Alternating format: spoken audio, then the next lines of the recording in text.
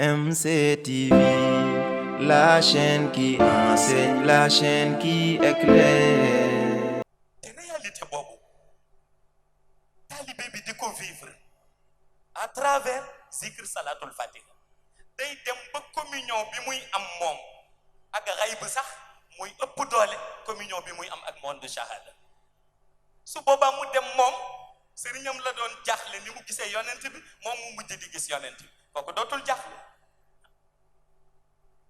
moo tax Mawlaay Cheikh Ahmad Tijaani di wax ku may natt du ma ñëw waaye naa la yabalal Aliou Harazim ndax bu Harazim ñëwee di nga xam ni lépp dëgg la mu yabal ko ci xeet bu ne yabal ko ci nit ku ne yabal ko ci weddikat bu ne kooku fàtte Mawlaay Cheikh Ahmad Tijaani ndax taalibeem bi toog ci kanam di wax lu ko jaaxal mu jël Cheikh El Hadji Oumar natt ko ci côté Afrique de l'Ouest natt ko ci Afrique noire ñu dem ba fàtte Mawlaay Cheikh Ahmad Tijaani ndax jëmmam moom bi ñuy wax wàllu xam-xam mais li ci Cheikh El Hadji Malick liggéey ci ay université décentralisée ay muxaddam ñu dem ba fàtte sëriñ ndax jëmmam moom ñooñu ñëpp dem nañu ba fàtte seen kilifa ndax seen jëmm ak seen jàngale li ci Seydi Abdoulaye Niass liggéey ñu demit moom ba fàtte jëmmam fàtte jëmmi Cheikh Tijani dem ba yëg ni ñii ndeke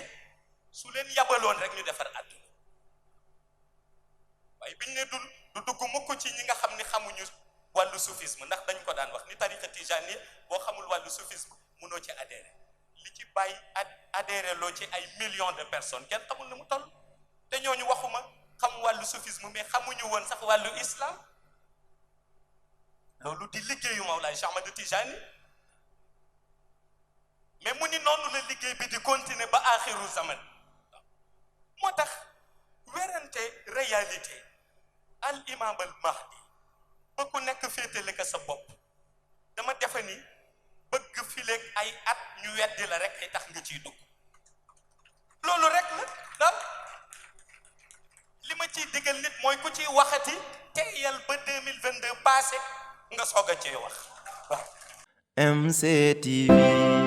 la chaîne qui enseigne, la chaîne qui éclaire.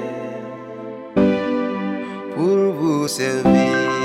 veillons à ce que chaque information soit pure. MCTV, la chaîne qui enseigne, la chaîne qui éclaire.